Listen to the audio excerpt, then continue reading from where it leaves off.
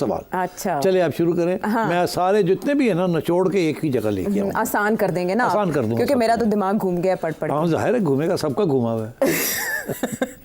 सबका तो पता नहीं, लेकिन हुकूमत का जरूर घुमा हुआ है सिचुएशन। नहीं हुकूमत का नहीं, सबका मैं कह रहा हूँ। अब मेरे से फिर आप कहलवाएंगी कौन कौन, तो फिर हाँ वो आपकी बातों से पता चल शुरू हो जाएगी। हाँ नहीं आपकी बातों से बस सुन लें आप, सबका घुमा हुआ है। अक्लमंदों के लिए इशारा काफ़ी होगा। मुझे ऐसे लगा कि हुकूमत ऐसे घूमी कि एक अरसे से हम सुन रहे हैं कि कोई आईनी पैकेज आ रहा है, और अब आ रहा है तब आ रहा है। कभी कहा जाता है मैजिकल नंबर्स पूरे हो गए, कभी कहा जाता है 5 कम है, कहीं 3 कम है। एक खप पड़ी हुई है, एक खिचड़ी पक रही थी। आज भी ये इरादा था कि शायद वो आईनी पैकेज जो है वो टेबल हो जाएगा, ऐवान में आ जाएगा, इजलास तो चल रहा है, लेकिन ऐसा नहीं हुआ। वो एजेंडे में ही नहीं था। ऐसे लग रहा था जैसे ना गवर्नमेंट इंतज़ार कर रही है कुछ होने का। हम जैसे लोग तो नहीं उसको भांप रहे थे, लेकिन शाम के वक्त जब आईनी तरमीम के हवाले से हर तरफ एक बहस चल रही थी प्रोग्राम्स में, तमाम चौकों चौराहों पे, कि हुकूमत कोई सरप्राइज़ देने जा रही है, कुछ करने जा रही है। आप शो में अक्सर बता रहे थे कि हुकूमत के इरादे क्या हो सकते हैं मुमकिन। अचानक सुप्रीम कोर्ट की तरफ से एक पेशकदमी होती है, और वो पेशकदमी होती है वजाहत की सूरत में। और जो उनकी वजाहत सामने आती है उसमें लिखा हुआ है इन चैम्बर्स, समाअत नहीं हुई, इन चैम्बर्स 8 वो जजेस जो कि उस बेंच में शामिल थे जिसने रिजर्व सीट्स का फैसला दिया, उसमें जिन्होंने अक्सरियती फैसला दिया था, वो इलेक्शन कमीशन को उसकी जुलाई में मांगी गई वजाहत का जवाब सितंबर में दे रहे हैं। और उसमें ये कह रहे हैं कि इलेक्शन कमीशन ने ताख़ीरी हरबे इस्तेमाल किए हैं। सुप्रीम कोर्ट का फैसला बिल्कुल वाज़ेह है, इलेक्शन कमीशन अपनी जिम्मेदारी पूरी करे। 12 जुलाई के फैसले में कोई अभाम नहीं है, और अगर इलेक्शन कमीशन ने ये ताख़ीर जारी रखी तो इसके नताइज हो सकते हैं, कॉन्सिक्वेंसेज। उसके जवाब में इलेक्शन कमीशन में भी ज़राए के हवाले से ये सामने आया कि अभी तक PTI के इंट्रा पार्टी इलेक्शन पर फैसला ही नहीं हुआ, और PTI ने इसमें खुद ताख़ीरी हरबे अपनाए हैं। आपने ये फैसला पढ़ा है, आपके पास इसके नोट्स भी हैं, जिसमें सुप्रीम कोर्ट ये बता रही है कि कुछ कॉरेस्पॉन्डेंस, यानी जो उनके दरमियान राब्ते हुए हैं PTI और इलेक्शन कमीशन के दरमियान, उसमें बैरिस्टर गौहर को एज PTI चेयरमैन एड्रेस किया गया है ख़तो किताबत में। There is so much confusion अब हवा में कि इलेक्शन कमीशन क्या सुप्रीम कोर्ट की इस वजाहत के बाद फैसले को इम्प्लीमेंट करने का पाबंद होगा, नहीं होगा तो क्या करेगा। हुकूमत आईनी पैकेज के लिए अब क्या करेगी, जहां उसे उन आज़ाद अरकान से उम्मीद थी जिनका अभी मुस्तकबिल वाज़े नहीं था। सेठ साहब क्लियर करते प्लीज। बड़ा आसान है। अच्छा, मैं तो सवाल पूछते पूछते उसकी वजह यह है ना कि आप कानून में फंस गए हैं जी। आज सारे लोग बैठे हुए कानून डिस्कस कर रहे हैं, सियासत कोई नहीं डिस्कस कर रहा। ये मामला कानून का नहीं है। अच्छा, उसकी वजह इलेक्शन कमीशन कहती है जो हम कहते हैं वही कानून है, सुप्रीम कोर्ट कहता है जो हम कहते हैं वही आइन और वही कानून है जी। और पार्लियामेंट कहती है हमारे ऊपर तो कोई है कोई नहीं, जो हम कहते हैं वही कानून है और वही आइन है। तो ये तीनों लगे हुए हैं, कानून आइन, एक दूसरे की बात नहीं मान रहे। ठीक, तो ये फिर कानून और आइन के बाहर निकल जाती है ना बात, फिर ये सियासत की बात बन जाती है, क्योंकि तीनों सियासत खेल रहे हैं जी। तीनों सियासत खेल रहे हैं। अगर सियासत ना खेल रहे होते तो फिर बड़ा वाजे होता ना कानून क्या है और आइन क्या है, क्योंकि तीनों इदारे जी जो आइनी इदारे हैं, parliament, supreme court and election commission, तीनों ने सहारा लिया हुआ है एक ही आइन का, और उसके ऊपर झगड़े हो रहे हैं।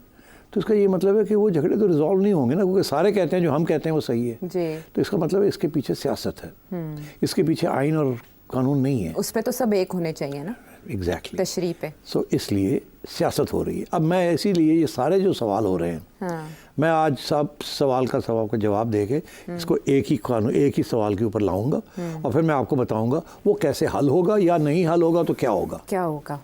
तो पहला तो ये आपने वजाहत की कि जी वो सुप्रीम कोर्ट ने आज जल्दी चेंबर्स में बैठ के 8 जजेस ने इलेक्शन कमीशन की जो वजाहत मांगी थी उन्होंने, और जो कि डिलेइंग टैक्टिक्स, क्योंकि सुप्रीम कोर्ट ने तो बड़ा क्लियर कट कहा था कि जी आप ये 41 और 39 जो हैं, 41 अगर आपने एफिडेविट्स दे देते हैं तो हो गए, और 39 तो पहले से है ही जी। और इलेक्शन कमीशन ने ये कह दिया था कि जी 41 ने भी दे दिए हैं, और इसलिए वो तो अब इशू नहीं रहा।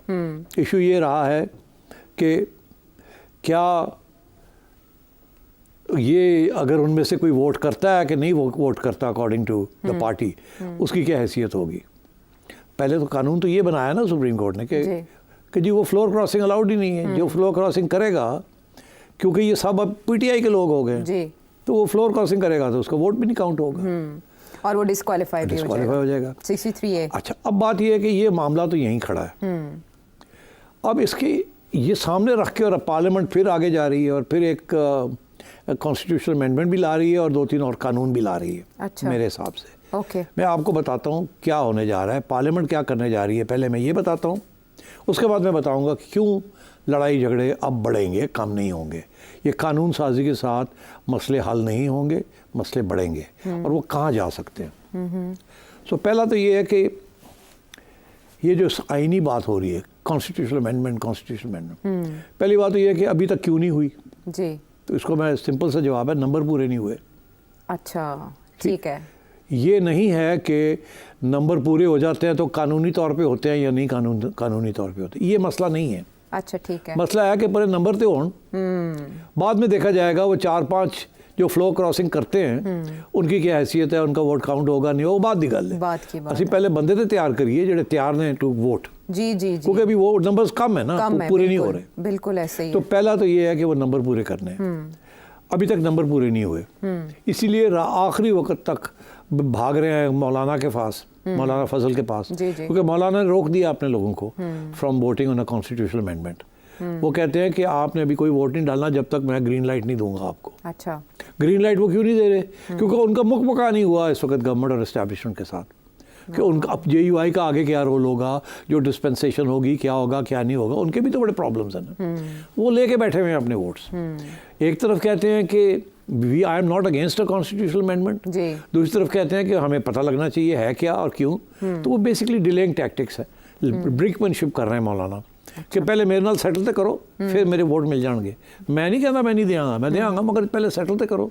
अच्छा। वो इसीलिए मोहसिन नकवी साहब फिर भाग गए वहाँ, फिर लोग जा रहे हैं, ख्वाजा आसिफ जा रहा है या कौन जा रहा है, फिर लाइन लगी हुई है मौलाना के पास। जी जी, वज़ीर आज़म गए। अच्छा, तो अब इसका मतलब है अभी मौलाना का इशू सेटल नहीं हुआ, इन प्रिंसिपल सेटल हो गया, इन प्रैक्टिकल टर्म्स अभी भी रहता है, मौलाना लेके बैठे हुए हैं। वो कह रहे हैं हमें आईनी पैकेज तो दिखाएं, मुसविदा तो दिखाएं। अच्छा, अब प्रिसाइसली अब ये दिस इज डिलेइंग टैक्टिक्स। मौलाना अगर मुझे पता है वो क्या है तो मौलाना को भी पता है वो क्या पैकेज है, मैं अभी आपको बताता हूँ क्या है। ठीक है, तो ये नहीं, दैट्स एन एक्सक्यूज कि जी हम नेगोशिएट करें ना।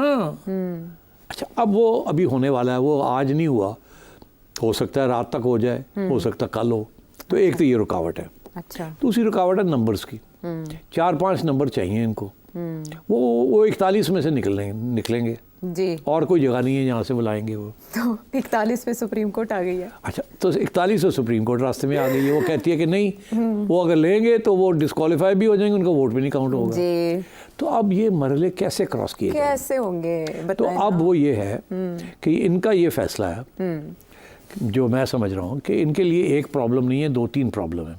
ये सबको एक ही दिन में ये रिजॉल्व करना चाहते हैं। जिस दिन ये कॉन्स्टिट्यूशनल अमेंडमेंट लाएंगे उसी दिन बाकी और भी चीज़ें कुछ करेंगे, ताकि ये पूरा एक पैकेज बने।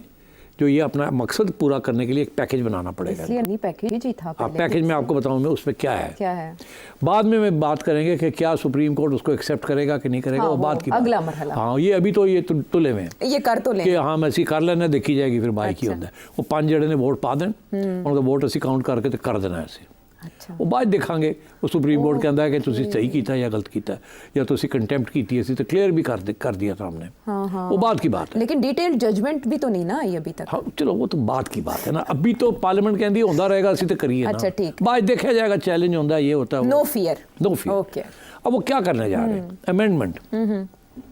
उसके अंदर एक तो वो जो जजेस की एज है 65 जी, उसको 68 तक ले जाएंगे। ठीक, वो उसकी कॉन्स्टिट्यूशन को अमेंड करना पड़ेगा। ठीक है, तो एक हिस्सा उसका ये है। वो इसलिए बिकॉज काजी साहब कहते हैं कि अगर आप चाहते हैं कि मैं रहूं तो सिर्फ मेरा नहीं, सबका ही करना पड़ेगा। ठीक है। तो एक इशू ये है कि 65 to 68 किया जाए जी। दूसरा ये है कि टेन्योर, अभी तो ये है ना जी, वो जैसे जैसे वो उनकी एज पूरी होती है तो अगला आ जाता है जी। अब वो ये भी है कि वो 3 साल की टेन्योर कर दी जाए। ये भी एक अमेंडमेंट आएगी। अच्छा, ठीक है, कानून के अंदर। ओके। तीसरा ये है कि चीफ जस्टिस की सिलेक्शन कैसे होती है। इस वक्त तो सीनियर मोस्ट बन जाता है आइन के अंदर, फिर वो चेंज करेंगे, अच्छा। कि कैसे चीफ जस्टिस बनेगा, क्या 5 सीनियर जजेस में से गवर्नमेंट एक सेलेक्ट करेगी, तो वो भी अमेंड करेंगे ये, ओके, ताकि वो भी पक्का हो जाए ना। ये तो नहीं कि जी सीनियर मोस्ट तो फिर कोई भी जो भी होगा वो मसला नहीं हल होने लगा ना, ये अपना जज लाना चाह रहे हैं। ठीक है, पिक एंड चूज हो जाएगा। हाँ तो बिल्कुल, वो 5 में से इनको एक तो मिल जाएगा ना जी, फेवरेट। हाँ, तो ये तीसरी चीज़ है चीफ जस्टिस की सिलेक्शन का प्रोसीजर। सीनियरिटी नहीं होगी, 5 सीनियर्स में से एक लिया जाए पैनल में से, ठीक है। आगे आए कि हाई कोर्ट से सुप्रीम कोर्ट जो जजेस आते हैं वो कैसे आएंगे, वो कैसे आएंगे, उसकी सिलेक्शन कैसे होगी जी, वो भी कानून चेंज करेंगे ताकि जो लोग वहाँ से आए यहाँ वो भी हाँ सर दस्ते शफकत से बस समझ गए आप। और फिर ये कि 63A जिसके ऊपर सुप्रीम कोर्ट की जजमेंट आ चुकी है कि फ्लोर क्रॉसिंग है ये, पार्टी के खिलाफ जाना, जी बिल्कुल, वोट काउंट नहीं होगा और डिस्क्वालीफाई हो जाएगा, वो भी चेंज कर देंगे। अच्छा, उस पे तो अपील में गई है ना गवर्नमेंट, उसको भी करेंगे कुछ? वो अपील में अपनी जगह पे रहेगी ना, यहाँ कानूनी अमेंडमेंट ही कर देंगे तो खत्म होगी अपील शील, इन्फ्रक्चुअस हो जाती है वो, तो उसको भी चेंज करेंगे ताकि ये 63A वाला जो है ना कि ये फ्लोर क्रॉसिंग भी अलाउड हो जाए। अच्छा, हाँ, अगर फ्लो क्रॉसिंग अलाउड नहीं है तो ये होगा कि वोट काउंट होगा फ्लो क्रॉसिंग के साथ, मगर जो बंदे हैं वो डिस्क्वालीफाई, मतलब जो चांद कर लेना इस वक्त तो वो नेकेड है सारा। हाँ बिल्कुल ठीक, तो ये भी अमेंड होगा, रहेगा, एक हो जाएगा। तो ये 6 चीज़ें या 5 चीज़ें इन सब को वो निपटाएंगे ताकि रास्ता क्लियर हो कि सुप्रीम कोर्ट को आगे हमने कैसे अब आइए कि इसके अलावा कुछ और कानून भी चेंज करने पड़ेंगे, which is not constitutional amendment, वो क्या है?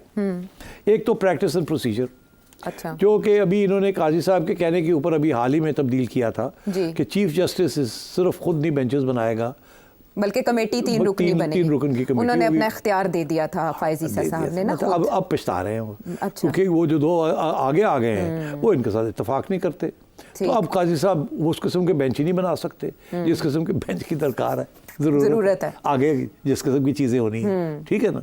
तो इसको भी एक प्रैक्टिस प्रोसीजर को रिवर्स करना पड़ेगा। अच्छा, जैसे कहते हैं रिवर्स स्विंग जाएगी, हैं वकार यूनुस आएगा रिवर्स स्विंग कर, ठीक है, और क्लीन बोल्ड। वकार का लफ्ज आपने सही यूज किया वैसे। अगला ये उन्होंने एक और भी तरमीम करनी है, not in the constitution but in the law.